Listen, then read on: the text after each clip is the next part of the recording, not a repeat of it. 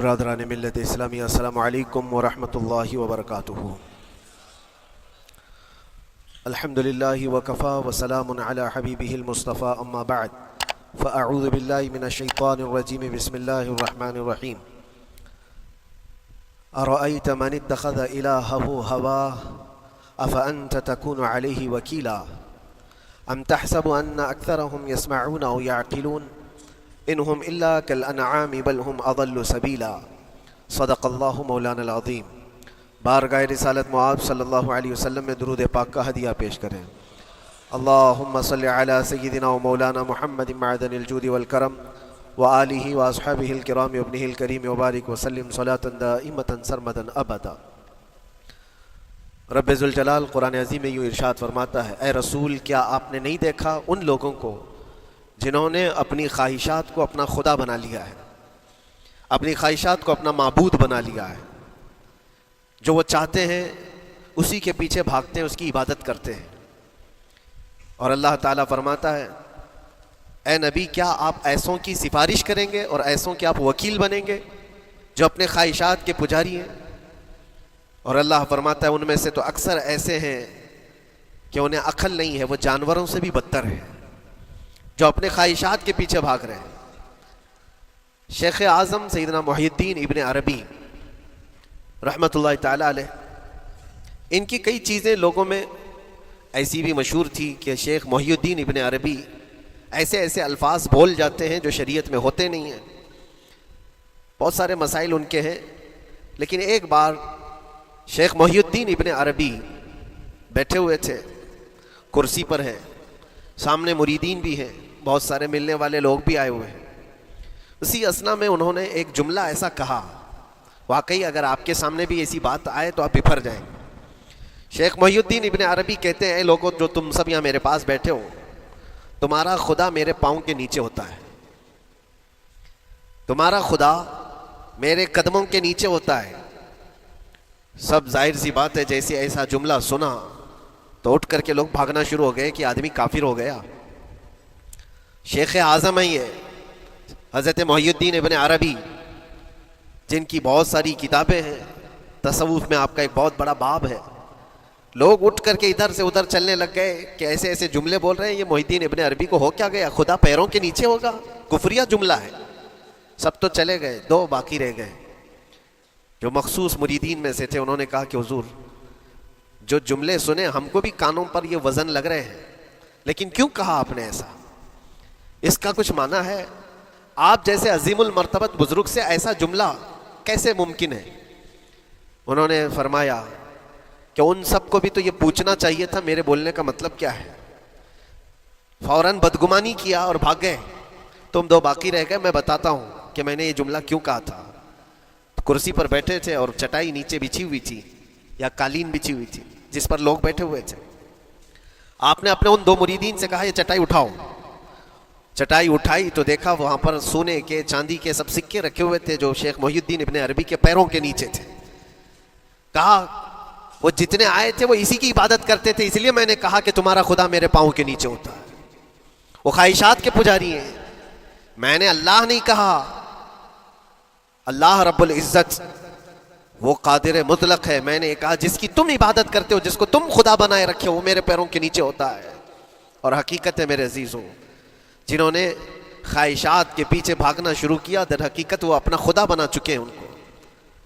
کیا ایسا نہیں ہوتا ہے کہ جو بندہ ضدی طبیعت کا ہوتا ہے، چاہ لیتا ہے کہ یہ مجھے چاہیے تو چاہیے، یہ مجھے چاہیے تو چاہیے، یہ جو ضد ہے اپنی خواہش کو پوری کرنا، یہاں پر کہا گیا ہے کہ وہ اپنی خواہش کی عبادت کر رہا ہے، اس کے پیچھے بھاگ رہا ہے۔ اسی لیے اللہ کے نبی صلی اللہ تعالیٰ علیہ وسلم کی ایک حدیث میں آپ کو سناؤں۔ حضور اکرم صلی اللہ علیہ وسلم ارشاد فرماتے ہیں، لا یؤمن احدکم حتی یکون ہواہ تبعا لما جئت بہ۔ تم اس وقت تک پورے مومن نہیں ہو سکتے جب تک کہ اپنی خواہشات کو میری مرضی کے مطابق نہیں بنا دو گے۔ حضور کے قدموں میں لا کر اپنی ہر خواہش کو قربان کرنا ہو، یہ نہیں کہ میری چاہت تو ایسی ہے، میں خواہش ایسی رکھتا ہوں لیکن شریعت ایسا کہتی ہے۔ یہ جب ٹکراؤ آیا تو سمجھ لو کہ تمہارے اندر ایمان آیا ہی نہیں ہے، تم مومن نہیں ہو۔ مومن وہ ہے جہاں دنیا کی ساری خواہشات وہ حضور کے قدموں پر قربان کر دیتا ہے، اس کی اپنی کوئی خواہش نہیں ہوتی۔ اسی لیے میں اکثر یہ کہتا ہوں ان نوجوانوں سے جن کو کچھ نصیحت کی جائے تو وہ کہتے ہیں کہ مولانا ہماری لائف ہے، ہمیں انجوائے کرنے دی جائے. یہ ابھی تو ہماری لائف ہے، ہماری اپنی لائف کو ہمیں انجوائے کرنے دیا جائے. نادان کس نے کہا کہ تیری اپنی لائف ہے؟ تیری لائف ہے کہاں؟ زندگی یہ نہیں کسی کی کسی کے لیے، زندگی ہے نبی کی نبی کے لیے.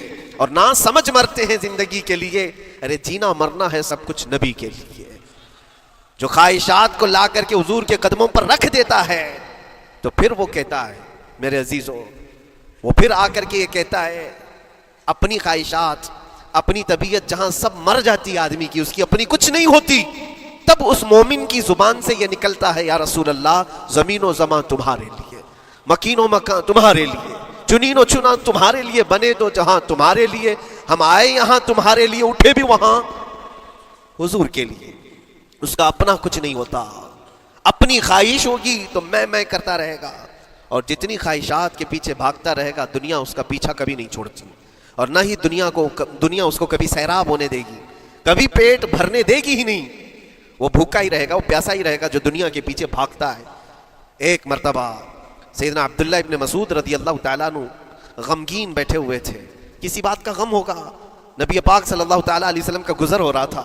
آپ نے دیکھا، حضرت عبداللہ ابن مسعود سے پوچھا کہ غم کیوں ہے؟ تو آپ خاموش رہے. تو اللہ کے نبی صلی اللہ علیہ وسلم نے ایک جملہ فرمایا جو آج ہم سب کے لیے سبق ہے میرے عزیزوں. فرماتے ہیں لا تکثر ہمک ما یقدر یکن، اپنے غم کو زیادہ مت بڑھا، جتنا لکھا ہے اتنا مل کے رہے گا. وما ترزق یأتک، جتنا اللہ نے رزق لکھا ہے وہ آ کر رہے گا، وہ تیرے پاس آ جائے گا. غم کب بڑھتے ہیں انسانوں کے؟ ہمارے اندر جو ٹینشن جس کو آپ کہہ رہے ہو، فرسٹریشن کہہ رہے ہو، یہ سب چیزیں انسان کی زندگی میں کب آتی ہیں؟ جب یہ اپنی لو اور اپنی خواہشات دنیا سے لگاتا ہے. خالق سے اگر لگاتا ہے تو پھر اس کے غم نہیں بڑھتے، بلکہ غموں کا مداوع ہے. اسی لیے بزرگوں نے فرمایا کہ اگر ٹینشن فری جینا چاہتے ہو تو انسانوں سے امیدیں کم کر لو، اللہ کی ذات سے یقین بڑھا لو، اس کی ذات سے یقین بڑھاؤ. ہم نے دیکھا ہے اپنی زندگی میں جس سے ہم ملتے رہے، جس سے کچھ خواہشیں رکھتے رہے، یا جس کے متعلق کچھ امیدیں وابستہ کر رکھی، یہاں امیدیں ٹوٹ جاتی ہیں اور پھر انسان کا غم بڑھتا ہے، انسان مغموم ہو جاتا ہے. اللہ کی ذات سے جو وابستہ ہوا اور وہاں جو آس لگایا وہ ہر دن بشاشت کے ساتھ جیتا ہے، یقین کے ساتھ جیتا ہے. اسی لیے میرے عزیزوں، یہاں جس نے بھی اپنے خواہشات کو دنیا کے ساتھ لگایا ہے اسے کم کرنا ہے. لا تکثر ہمک ما یقدر یکن، اللہ کے نبی فرماتے ہیں اپنے غموں کو زیادہ مت کر، جتنا لکھا ہے اتنا تجھے مل کر رہے گا. اس دار فانی میں، اس عمل کی دنیا میں ہم نے اپنے بہت ساری چیزیں پھیلا رکھی ہیں. ایک چیز میں آپ کو بتاؤں کہ کبھی کبھار میں دیکھتا ہوں موبائل کو، اب سب کے ہاتھوں میں موبائل ہے، اور کبھی کبھار یہ اسٹک بھی ہوتا ہے. اچھی اچھی کمپنیوں کے موبائل بھی اسٹک ہو جاتے ہیں، یا تو کبھی بہت زیادہ بیٹری گرم ہو جاتی ہے اور موبائل بھی گرم ہونے لگتا ہے. پھر اس کا حل کیا ہے؟ ایکسپرٹ سے پوچھتے ہیں موبائل کبھی ہینگ ہو رہا ہے یا کبھی بہت بیٹری گرم ہو رہی ہے، اس کے ریزن کیا ہیں؟ تو وہ ایکسپرٹ یہی بتاتے ہیں کہ اس کے اوپر اوور لوڈ ہو سکتا ہے، بہت زیادہ اس میں ڈیٹا جمع ہو چکا ہے اور پھر بیک گراؤنڈ میں ایکٹیو ہے بہت زیادہ، جس کی وجہ سے بیٹری ہارمفل ہے، بہت زیادہ گرم ہو جاتی ہے. یا تو پھر ایک ساتھ کئی چیزیں اس کے اندر ڈال دی جاتی ہیں تو اس کا پروسیس کم ہو جاتا ہے، اسٹک ہو جاتی ہے. یہ تو موبائل ہے جو تمہیں سکھا رہا ہے. یہی چیز ہے دنیا کے ہمارے اس لائف میں، ہماری زندگی میں بہت زیادہ چیزیں اگر دماغ میں آ جاتی ہیں تو پھر دماغ گرم بھی ہو جاتا ہے اور اسٹک بھی ہوتا ہے، ہر چیز سوچنے سے بھی عاری ہو جاتا ہے، صحیح طریقے کے فیصلے نہیں لے پاتا. اچھا نقصان کیا ہے اس کا؟ سیم ہم نے موبائل ایکسپرٹ سے بھی پوچھا، جب موبائل بہت زیادہ گرم ہونے لگے یا اسٹک ہونے لگے تو اس کو کیا کرنا چاہیے؟ تو ایکسپرٹس بتاتے ہیں کہ اس کے ریڈیشن بہت زیادہ ہوتے ہیں اس وقت، اور یہ نقصان پہنچا سکتا ہے. جو استعمال کر رہا ہے اس کے دماغ پر بھی اثر کرے گا، آس پاس کے لوگوں پر بھی اثر کرے گا. ایک موبائل کے اوپر اگر زیادہ لوڈ آ جائے تو اس کے ریڈیشن آس پاس سب کو خراب کرتے ہیں. یہی حال انسان کی زندگی کا ہے. تمہارے دماغ کے اوپر اگر غم زیادہ بیٹھ گئے اور بہت زیادہ دماغ حاوی ہو گیا تو خود کا تو نقصان کرو گی ہی، آس پاس جتنے ہیں سب کا نقصان کرو گے. تمہاری وجہ سے تمہارے ماں باپ بھی پریشان، تمہاری اولاد، تمہارے بیوی بچے، سب اس پہ ان سب چیزوں میں ملوث ہو جاتے ہیں. اب اس کا علاج کیا ہے؟ کہا گیا موبائل کو آف کر دو، ڈیٹا کم کر دو، اس کے اندر سے کچھ چیزیں ڈیلیٹ کر دو، پھر یہ اپنے نارمل حالت میں آ جائے گا۔ سیم آپ کے لیے بھی ہے، دماغ میں دنیا کے بہت سارے فطور بھرے ہو تو تھوڑی چیزیں ڈیلیٹ کر دو، تھوڑے دنوں کے لیے اپنی اس ایکٹیو لائف کو روک دو اور آ جاؤ اللہ کی بارگاہ میں اور آنکھ بند کر کے اس کی طرف لو لگاؤ، اس لیے کہ ہماری بیٹری جو چارج ہوگی وہ خالق کائنات سے ہی ہوگی، بنانے والا ہی بہتر جانتا ہے اس کی زندگی کس چیز سے چلتی ہے۔ اور اسی لیے کہا ہے، امام غزالی رحمۃ اللہ تعالیٰ علیہ فرماتے ہیں، جو بندہ اللہ کے ذکر سے کئی دن تک غافل ہوتا ہے تو مردہ لاش ہے جو چل رہا ہے، بازاروں میں جو چل پھر رہا ہے، ذکر الہی نہیں کرتا تو اس کی روح ختم ہونے کے قریب آئی ہے، یہ زندہ لاش ہے۔ یہاں زمانے ہو گئے، مہینوں بیت گئے، برسوں ہو جاتے ہیں، کتنے دن ایسے ہیں آپ نے اللہ کے ذکر کے لیے الگ سے وقت نکالا ہو؟ کہاں ہے وقت؟ نماز بھی ایسے پڑھ کر کے بھاگ جاتے ہیں جیسے لگتا ہے کہ کوئی چیز ہمارے اوپر سوار تھی، جلدی سے ہٹا دی اور بھاگ گیا۔ نہیں میرے عزیزوں، ہماری روح جب بیمار ہوتی ہے، ہماری روح کو جب بھوک لگتی ہے تو اللہ کے ذکر سے اس کا علاج بھی ہوتا ہے اور اس کو رزق بھی ملتا ہے، لیکن ہم رزق دیتے ہی نہیں۔ کبھی آپ نے دیکھا ہماری باڈی کو، صبح ناشتہ نہ کرو، دوپہر میں کھانا نہ کھاؤ تو شام تک ہمارا جسم ہچکولے لینے لگتا ہے، چکر آنے لگ جاتے ہیں۔ کیوں؟ جسم 2 وقت کے کھانے کو چھوڑنا برداشت نہیں کر پاتا، کمزوری آ جاتی ہے، جسم کو بھوک لگتی ہے، ہمیں کھانا دینا اسے ضروری ہے۔ اسی طرح اللہ نے ہماری جو روح بنایا ہے، روح کو بھی رزق کی ضرورت ہے، اور روح کا رزق کیا ہے؟ روح کا کھانا پینا کیا ہے؟ کاجو بادام میوے پستے کھا کر کے روح کو طاقتور نہیں بنا سکتے۔ فرمایا گیا روح کی غذا اللہ کا ذکر ہے، جب بندہ اللہ کا ذکر کرتا ہے تو اس کی روح کو طاقت ملتی ہے اور روح کمزور نہیں رہتی، طاقتور بن جاتی ہے۔ عزیزان گرامی وقار، پھر میں خلاصتاً یہ بات کہوں گا کہ ہم نے دنیا میں اتنی ساری چیزیں پھیلا لی ہیں، اتنے سارے، جس کی وجہ سے غموں کا بوجھ ہمارے دماغ پر طاری ہے، اور ایک وقت وہ آئے گا جب ساری چیزیں چھوڑ کر کے فوراً بھاگنا پڑے گا، نکلنا پڑے گا۔ کچھ لوگوں کے متعلق کہا گیا ہے کہ روح نکلنے کے وقت اس کو بہت تکلیف ہوتی ہے، سب کے لیے نہیں، کچھ ایسے لوگ ہیں جن کی روح نکلنے کے وقت درد زیادہ ہوتا ہے، تکلیف زیادہ ہوتی ہے مرنے کے وقت۔ پوچھا گیا کیوں؟ کہا کہ یہ روح جو ہے اس کی ساری بنائی ہوئی چیزوں میں اٹکی ہوئی ہے، اس کی اولاد میں بھی ہے، اس کے مال میں بھی لگی ہوئی ہے، اس کے گھر میں بھی لگی ہوئی ہے، اس کے جائیداد میں بھی لگی ہوئی ہے۔ روح جب نکل رہی ہوتی ہے ان سب چیزوں سے بھی نکل رہی ہے، جہاں جہاں اس کی خواہشات لگی ہوئی تھی سب جگہ سے کھینچا جا رہا ہے، تو درد بڑھتا چلا جاتا ہے، تکلیف بڑھتی چلی جاتی ہے، اور پھر وہ جب دیکھ رہا ہوتا ہے خالی ہاتھ جا رہا ہو، تکلیف زیادہ ہوتی ہے۔ اسی لیے میرے عزیز اللہ کے نبی صلی اللہ تعالیٰ علیہ وسلم کا جب آخری وقت آیا، آپ کے وصال کا وقت آیا، حضور نے اپنی بیویوں کو بلایا، ازواج مطہرات کو بلایا اور پوچھا کہ کس کے پاس کتنا سونا ہے، کتنا زیور ہے۔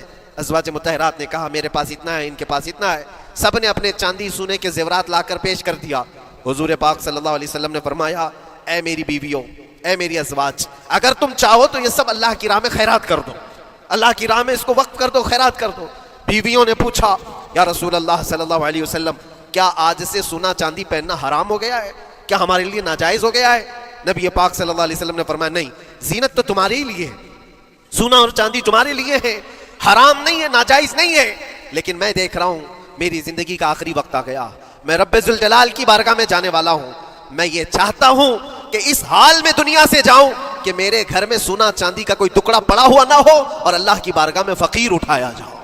یہ نبی پاک صلی اللہ تعالیٰ علیہ وسلم کی خواہش ہے کہ میں اللہ کی بارگاہ میں اس حال میں جاؤں کہ میرے گھر میں کوئی چیز رکھی ہوئی نہ ہو، سونا اور چاندی، مال و دولت۔ کیونکہ میرے عزیزوں اسی سے اندازہ کرو انسان اپنی خواہشات میں اتنا گھر جاتا ہے کہ اس سے نکلنا اس کے لیے مشکل ہوتا ہے، اور روح نکلنے کے وقت یہی تو تکلیف ہوتی ہے کہ کہاں کہاں کیا کیا بنایا تھا، کتنا جمع کیا تھا، حساب کرتے کرتے اس کی روح نکل جاتی ہے۔ ہم نے دیکھا ہے، میں اپنا ایک تجربہ بتاتا ہوں، عمرہ سے ہم واپس آ رہے تھے، 40 لوگوں کا قافلہ تھا، ایئرپورٹ پر پہنچے، بہت تاخیر ہو چکی تھی اور فلائٹ کا وقت بہت کم رہ گیا تھا، اور حاجی لوگ ماشاءاللہ جاتے ہیں تو خوب بھر بھر کر کے سامان بھی لیتے ہیں، کیا کیا سامان تھے سب کے پاس، اور ہمارا بار بار جانا آنا ہوتا ہے، میں کبھی کوئی زیادہ چیزیں رکھتا نہیں۔ ہم تو آگے نکلے، گروپ پورا تھا اور سارے لوگ سامان لے کر کھڑے تھے، وقت گزرتا گیا، فلائٹ جہاں چیک ان ہو رہا تھا سامان، انہوں نے کہا کہ 25 کلو سے زیادہ کا الاؤڈ نہیں ہے، اور یہاں 40 کلو لے کر بیٹھے ہوئے تھے، میرا تو تھوڑا سا لے لے، تیرا تو تھوڑا سا لے لے، ایک دوسرے کو پیش کر رہے ہیں۔ 3-4 لوگوں نے تو مجھے پکڑایا کہ آپ کے پاس سامان کم ہے مفتی صاحب، آپ تھوڑا سا ہمارا لے لو، جس کا لے سکتے تھے لے لیا۔ پھر اس کے بعد 1 گھنٹے سے کم ٹائم بچا تھا، انہوں نے کاؤنٹر کلوز کر دیا، میں نے دیکھا 20 سے 25 حاجی ایسے ہیں جن کا سامان بکھرا ہوا ہے، اور کیا لے جا سکتے ہیں ہاتھ میں، وہ بھی 7 کلو 8 کلو اتنا ہی تھا۔ ان کی خواہشات میں دیکھ رہا تھا، کوئی مسلح اٹھاتا ہے، کوئی کھجور اٹھاتا ہے، کوئی کہتا ہے نہیں میرے بچوں کے لیے کھلونے لیا تھا اس کو لے لیتا ہوں، وہ لے لو تو مسلح چھوڑنا پڑتا ہے، یہ لے لو تو کھجور چھوڑنا پڑ جاتا ہے۔ کسی نہ کسی طرح سے وہ لوگ آخری وقت تو 4 چیزیں لے کر کے نکل رہے تھے، اور بکھرا ہوا پورا سامان ایئرپورٹ پر ایسے ہی موجود تھا۔ 1-2 کلو نہیں، کتنے کلو کا سامان چھوڑ کر کے یوں ہی آنا پڑا۔ یا تو پھر فلائٹ کے سفر پہ جاؤ یا سامان میں لگے رہو، 2 ہی آپشن تھے، اور کون وہ چھوٹے سامان کے لیے اپنا سفر ملتوی کرتا۔ واپس آئے، حسرت بھری نگاہوں سے دیکھتے رہے اپنے سامان کو، اور پھر اندر آ کر جب بیٹھے میرے ذہن میں یہ بات گونجنے لگی، یہی حالت ہوتی ہوگی جب انسان دنیا سے جا رہا ہوتا ہے، جب یہاں سے رخصتی کا وقت آتا ہے اور ملک الموت سر پر آ کر کھڑا ہو جاتا ہے، روح نکلنے کے لیے بھی تھوڑا سا وقت باقی ہے، بس منٹوں میں بھی نہیں رہ گیا، جب اس کو نظر آتا ہے اب یہ سوچتا ہے اتنی نمازیں باقی رہ گئی، اتنی زکوٰۃ بھی رہ گئی، حج بھی تھا، اور بھی کچھ چیزیں کسی کے دینے کے باقی تھے، قرضے بھی تھے، کس چیز کی نصیحت کروں، کس چیز کی وصیت کروں؟ فلاں جگہ ایک گھر خرید کر کے اس کے ڈاکیومنٹ تو وہاں رکھا تھا، بیٹے کو بھی نہیں بتایا، بیٹی کو بھی نہیں بتایا، پتہ نہیں کس کے ہاتھ لگ جائے گا۔ یہ خواہشات گھومتی رہتی ہیں، وہ کسی کو بتا بھی نہیں پاتا، ادھر ملک الموت روح نکال کر نکل پڑتی۔ یہ انسان کی شارٹ لائف ہے، مختصر سی زندگی ہے جہاں یہ خواہشات دھری کی دھری رہ جاتی ہیں۔ اسی لیے شیخ سعدی نے بہت اچھی بات فرمائی، ایک بادشاہ نے اعلان کیا تھا اپنے وزیروں میں سے ایک کو، اس سے بہت خوش ہوا اور کہا جا آج تجھے میں اتنی جائیداد دوں گا، اتنی زمین، اتنی پراپرٹی دوں گا، جتنا تو اپنے ہاتھ میں ایک لکڑی لے کر گھیر دے گا، جتنی زمین تو گھیرے گا اتنی تیرے نام لکھ دوں گا، لیکن اس کے لیے ایک شرط ہے، صبح یہ لکڑی لے کر تو راؤنڈ مارنا اور اتنا گول سرکل بنانا سورج ڈوبنے سے پہلے پہلے تک، جتنی زمین گھیر لے گا وہ پوری تیرے نام پر۔ اس نے سوچا کہ اتنی بڑی زمین میں گھیر سکتا ہوں، ایک پورے دن میاں ممبئی والے اچھی طرح جانتے ہیں 4x4 کی جگہ مل جائے تو یہاں کتنی بڑی غنیمت ہوتی، اور اس بندے کو بادشاہ نے کہا لکڑی ہاتھ میں لے لے اور لکیر کھینچ، شام ہونے سے پہلے جتنا کرے گا پورا تیرے نام پر۔ وہ نکلا، اور جب لکیر کھینچتے کھینچتے جب چلنے لگا، پیچھے مڑ کے دیکھتا تھا بہت لمبی ہو گئی ہے، اتنی زمین میرے نام پر ہونے والی ہے، دوپہر ہو گئی، وہ واپس آنا نہیں چاہ رہا ہے، واپس آ کر کے سرکل پہ ختم تو کرنا ہے جہاں سے شروع کیا تھا، سوچتا اور تھوڑا کرتے کرتے وہ اثر ہو گئی اس کی، اب اس کو لگا کہ واپس پلٹنا چاہیے، کئی کلومیٹر ہو گئے تھے، اتنے کلومیٹر کی زمین اب وہ اپنے نام پر کروانے والا تھا، لیکن جب واپس پلٹنے کا وقت آیا سانس پھولنے لگ گئی، کیونکہ صبح سے چل رہا ہے، کھایا بھی نہیں ہے، پیا بھی نہیں ہے، جس چیز کو جمع کرنے کے لیے دوڑتا رہا، اب سورج پیلا پڑ گیا، ڈوبنا کے وقت قریب آنے لگا تو اب بھاگنا شروع کیا۔ بادشاہ اور اس کے وزیر انتظار کر رہے تھے کہ یہ لوٹے گا بھی، اب دیکھا بڑی دور سے یہ دوڑتا آ رہا ہے اپنی لکڑی کو لکیر زمین پر کھینچتے ہوئے کہ جلد سے جلد اپنے اس پوائنٹ پر پہنچ جاؤں جہاں سے شروع کیا تھا۔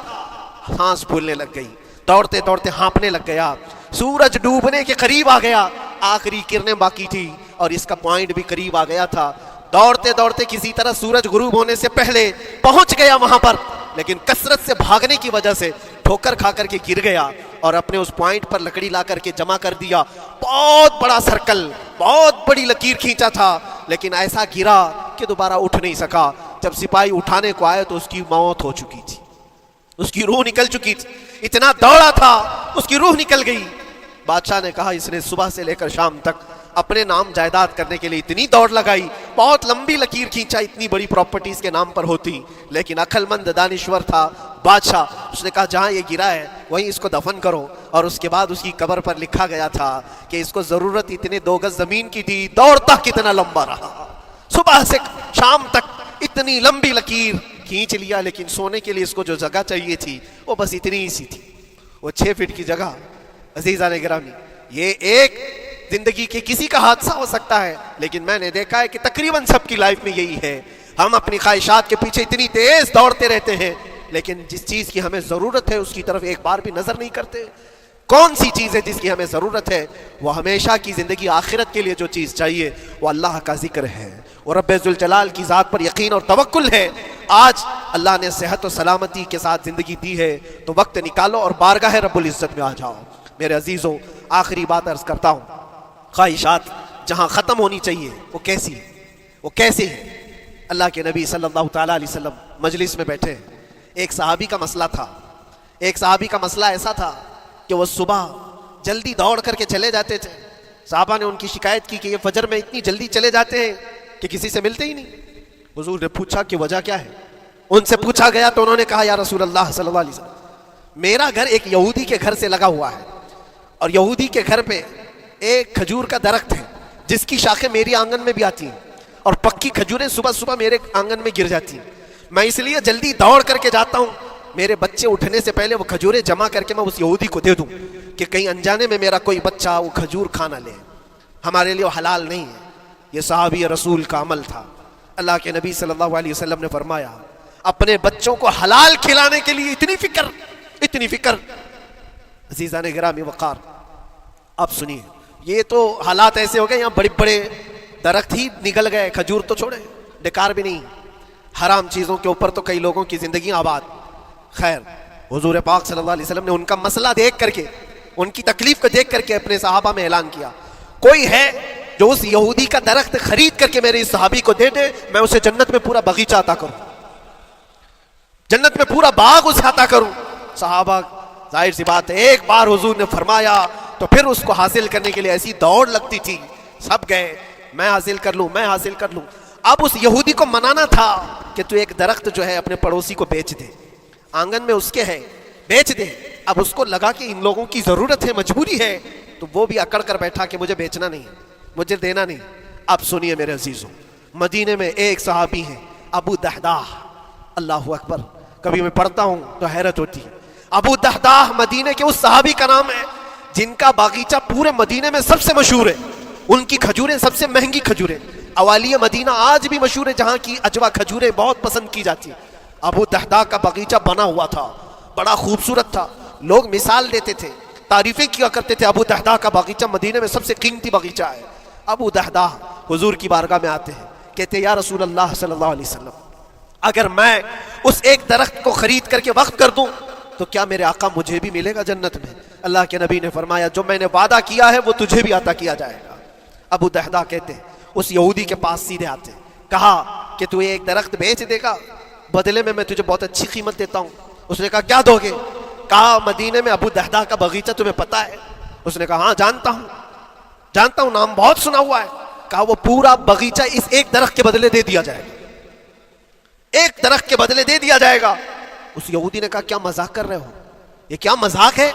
میرے آنگن میں اگے ہوئے ایک درخت کی وجہ سے ابو دحداح کا اتنا قیمتی باغیچہ دے دیا جائے گا, یہ کیسے پاسبل ہے؟ اس صحابی نے کہا اللہ کے نبی کی بات ہے, ہم مذاق نہیں کرتے, ہمارے لیے وہ ایک باغیچہ کیا ایسے 70 باغیچے ہوں, نبی پاک کی بات پر ہم سب عطا کرتے, سب ہم وقف کر دیں.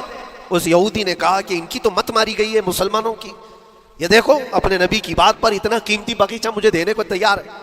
اور پھر اس نے سوچا سودا بھی تو اچھا ہی ہے, باغیچہ تو ملے گا ہی, لیکن جو میں درخت بیچ رہا ہوں یہ جائے گا کہاں؟ یہ بھی تو میرے آنگن میں ہی رہنے والا ہے. درخت اگر کوئی خرید لیا تو ایسا تو نہیں ہے کہ یہ درخت وہاں جائے گا, یہ تو میرے آنگن میں ہی ہے. سودا کر لیا. کہا بات اگر سچی ہے تو میں یہ درخت اپنے پڑوسی کو جو تمہارا دوست ہے مسلمان اس کو دے رہا ہوں, بدلے میں مجھے ایک باغیچہ دے دو. ابو دحداح نے اسی وقت لکھ کر کے دے دیا, یہ باغیچہ تیرے نام کا ہے. سوچو میرے عزیزوں, جس کو سینچا ہو محنتوں سے, جس باغیچے کو سجایا ہو, وہ راستے میں کھڑے ہو کر کے اس کا سودا کر رہے ہیں. کس بات پر؟ حضور پاک کی بات تھی, رسول اللہ کا فرمان تھا. آئے, ان کی بیوی ان کے بچے, باغیچے میں ہی گھر بنا ہوا تھا, نہایت ٹھنڈا گھر ہوا کرتا تھا, وہ لوگ سکون کے لیے وہاں بیٹھتے تھے. ابو دحداح اپنے باغیچے کے دروازے پر آئے, پھاٹک پر, اندر نہیں آتے, باہر کھڑے ہو کر کے اپنی بیوی کو پکارتے. ام دحداح پوچھتی ہے, وہ آواز آتی ہے, کیا وہ اندر کیوں نہیں آتے؟ باہر کھڑے ہو کر ابو دحداح کہتے ہیں بیگم باہر آ جا, یہ باغیچہ بک چکا ہے, اب ہمارا نہیں ہے, سامان لے, بچے لے اور باہر آ جا. بیوی نے کہا یہ کیسے اچانک؟ نہ کچھ کہا نہ کچھ بتایا, لیکن وہ عورتیں دنیا دار عورتیں نہیں تھیں. وہیں سے اندر سے کہتی ہے ابو دحداح میرا تم پر یقین ہے اگر سودا کیا ہوگا تو بہت بھاری سودا کیا ہوگا, ورنہ ابو دحداح کا باغیچہ مدینے میں بیچے جانے کے قابل نہیں ہے. کون ہے جو اس کی قیمت لگائے گا؟ میرا گمان یہ ہے کہ میرا شوہر اگر سودا کیا ہوگا تو بہت اونچا سودا کیا ہوگا. ابو دحداح نے کہا میری رفیق حیات باہر تو آ جا, میں تجھے بتاؤں کون سا سودا کیا ہے, باہر آ جا. بچوں کو لیتی, اپنا سامان سمیٹتی ہے اور اسی وقت باغیچہ چھوڑ کر کے باہر نکل آئی. ابو دہدا سے پوچھتی ہے یہ اچانک سودا کرنے کی کیا ضرورت پیش آئی؟ یہ اس طرح سے اچانک تم نے سودا کر لیا اور مجھے باہر بلایا، کیا سودا کیا، کتنے پہ بیچا؟ ابو دہدا نے کہا میرے ہاتھ میں پیسہ تو 1 روپیہ نہیں، 1 درہم نہیں ہے۔ کہا پھر کتنے میں بیچا؟ کہا اندازہ بھی نہیں کر سکتی۔ اللہ کے نبی نے فرمایا میرے اس صحابی کے لیے جو ایک درخت خرید کر کے دے دے اسے میں جنت کا باغیچہ عطا کروں گا۔ میں نے اپنے دوست مسلم بھائی کے لیے اس کا درخت خرید کر کے وقف کیا ہے اور بدلے میں اس یہودی کو یہ باغیچہ دے دیا ہے۔ بیوی وہ نہیں تھی جو یہ کہتی یہ مت ماری گئی ہے تیری، گھر بیچ کے آ گیا، فلاں کر کے آ گیا۔ وہ دنیا دار عورت نہیں تھی، ہاتھ اٹھاتی ہے اور سر پر رکھتی ہے اور کہتی ہے ابو دہدا مجھے تمہارے بارے میں یہی یقین تھا، قسم رب ذوالجلال کی اگر وہ یہودی اس باغیچے پر نہیں مانتا تو ہمارے پاس اور جو کچھ تھا سب دے کر کے ہم نبی پاک کی بات پر عمل کر لیتے۔ حضور کی بات تھی، وہ یقین تھا، دنیا دے دیا، خواہشات قربان کر دیا قدم مصطفیٰ پر۔ اسی لیے اقبال نے کہا ہے کہ جو کچھ بھی ہمارے پاس ہے وہ نام مصطفیٰ سے ہے، آبرو ماز نام مصطفیٰ، ہم سب کی عزت و آبرو مصطفیٰ کے نام سے ہے۔ وہاں اپنی خواہشات قربان کر دو، ختم کر دو، اپنے اندر کی جتنی چیزیں ہیں حضور نے فرمایا تو اس کے بعد اپنی طبیعت نہیں، اپنی خواہش نہیں۔ تم اپنے گھر پر سوچتے بیٹھے رہو گے کہ میرا گھر کیسے، میری بیوی کیا بول رہی ہے، میرا باپ کیا بول رہا ہے، میری ماں کیا بول رہی ہے؟ نہیں، وہ صحابہ کی زندگی یہ تھی، دنیا کیا بول رہی ہے اس سے ہمیں مطلب نہیں، میرے مصطفیٰ کیا فرما رہے ہیں۔ اپنی خواہشات وہاں پر۔ حضرت انس بن نزیر ایک صحابی ہیں، وہ حضور صلی اللہ تعالیٰ علیہ وسلم کے بڑے رازدار صحابی تھے، حضور ان کے گھر پر موجود ہیں۔ مکہ سے ایک لیٹر آیا، جنگوں کی وہ لوگ تیاری کر رہے تھے، اور انس بن نزیر کون ہے؟ یہ ان کی بیوی جو تھی انس بن نزیر کی، اپنی بیوی سے بہت محبت کرتے تھے، بلکہ عشق کرتے تھے، عشق کرتے تھے اپنی بیوی سے، اور عشق میں ان کی شادی بھی ہے، اپنی بیوی کو بہت چاہتے تھے۔ اب سنو، مصطفیٰ کریم صلی اللہ علیہ وسلم انس بن نزیر کے گھر پر ہے، مکہ سے ایک قاصد آیا اور رازدارانہ طور پر ایک خط دیا، کہا مکہ والے جنگوں کی تیاری کر رہے۔ حضور نے خط کو پڑھوایا اور انس بن نزیر سے کہا انس یہ بات تیرے اور میرے بیچ میں راز ہے، کسی سے نہیں کہنا، جب تک میں نہ کہوں اس خط کا ذکر کسی سے نہ کرنا۔ انس بن نزیر نے کہا اے اللہ کے نبی آپ کا حکم، اس کے بعد میری زبان نہیں کھلے گی۔ خط کو بند کر دیا، رکھ لیا۔ حضور جب تشریف لے گئے گھر سے، ان کی بیوی، ان کی محبوبہ، ان کی رفیق حیات جس کو بہت زیادہ چاہتے تھے آئی، کہا انس رسول اللہ گھر پر آئے تھے، کچھ راز کی بات چل رہی تھی، کیا بات چل رہی تھی؟ انس بن نزیر نے کہا دیکھ میری بیگم، محبت اپنی جگہ پر، وہ میرے مصطفیٰ کا راز، وہ میں نہیں شیئر کر سکتا، وہ نہیں بتا سکتا۔ بیوی ہنس کر کہتی تم نہیں بتاؤ تو کوئی بات نہیں، میں نے تو دیوار کے پیچھے سے سن لیا ہے، مکہ والے جنگوں کی تیاری کر رہے ہیں، خط آ گیا ہے۔ انس بن نزیر نے اپنی بیوی سے اتنی بات سنی، سیدھے جا کر کے گلا پکڑ لیا، گردن کو دبوچ دیا اور کہا اس وقت تک میں تیری گردن نہیں چھوڑوں گا جب تک میرے مصطفیٰ کا فرمان نہ آ جائے۔ گردن پکڑ لیا اس عورت کی جس کو سب سے زیادہ یہ چاہتے تھے، لے آئے حضور کے پاس، کہا یا رسول اللہ معاف کر دیں، آپ کا راز تھا، میں نے تو نہیں بتایا، مگر میری بیوی نے دیوار کے پیچھے سے سن لیا اور اس لیے میں اس کی گردن پکڑ کر کے لایا ہوں کہ کہیں میں مجرم نہ بن جاؤں، نبی پاک کا راز افشا کرنے والا میں مجرم نہ بن جاؤں۔ آقا اگر آپ حکم فرمائیں تو میں اس کو ختم کر دوں یا اس کو طلاق دے کر کے آزاد کر دوں، آپ کے فرمان پر میں کامل عمل کر سکوں۔ اللہ کے نبی نے فرمایا انس چھوڑ دے گردن، جس طرح تو ہمارے راز کی حفاظت کرتا ہے یہ میری صحابیہ ہے، یہ بھی میرے راز کی حفاظت کرے گی۔ اس کے بعد ہاتھ چھوڑ دیا اور اپنی بیوی سے کہا کہ دیکھ میری محبت، میرا عشق اپنی جگہ پر، بات جب مصطفیٰ کی آئے گی پوری کائنات کو میں چھوڑ دوں گا، میرے مصطفیٰ کی بات کو عمل کروں گا۔ اور اس بیوی نے بھی یہی کہا انس اگر تو مجھے راز بتا دیتا حضور کا، عشق میں ڈوب کر کے، محبت میں ڈوب کر کے، تو جو گلا تو نے میرا پکڑا کل میں تیرا گلا پکڑ کر حضور کے پاس لاتی کہ حضور یہ آپ کی غلامی کے قابل نہیں ہے۔ یہ ان کا کمال درجے کا ایمان تھا، اپنی خواہشات کو قربان کر دیا۔ ایک مدینے کی خاتون ایسی ہے سب سے زیادہ حسین و جمیل لڑکی ہے، حضور کے پاس ایک حبشی کالے رنگ کے صحابی ہیں، آئے کہا یا رسول اللہ مجھ سے کوئی شادی نہیں کرتا۔ حضور نے فرمایا کہ جا میں تیری شادی کے لیے ایک جگہ پر پیغام بھیجتا ہوں، اور بھیجا اس لڑکی کے گھر، انصاری صحابی کی ایک لڑکی اتنی خوبصورت ہے مدینے میں، ان کے گھر بھیجا۔ یہ تو حبشی قسم کے تھے، یہ ایک پیغام لے کر کے جب آئے، ماں باپ باہر بیٹھے ہوئے، لڑکی اندر ہے، ماں باپ نے دیکھا کیوں آئے ہو؟ کہا میں پیغام لے کر آیا ہوں۔ کس چیز کا؟ آپ کی بیٹی سے نکاح کا۔ کس نے بھیجا؟ کہا اللہ کے رسول نے۔ ماں اور باپ ہیں، شکل و صورت دیکھی اور ان کی حسینہ بیٹی، کہا ٹھیک ہے تم جاؤ واپس, ہم حضور سے بات کر لیں گے.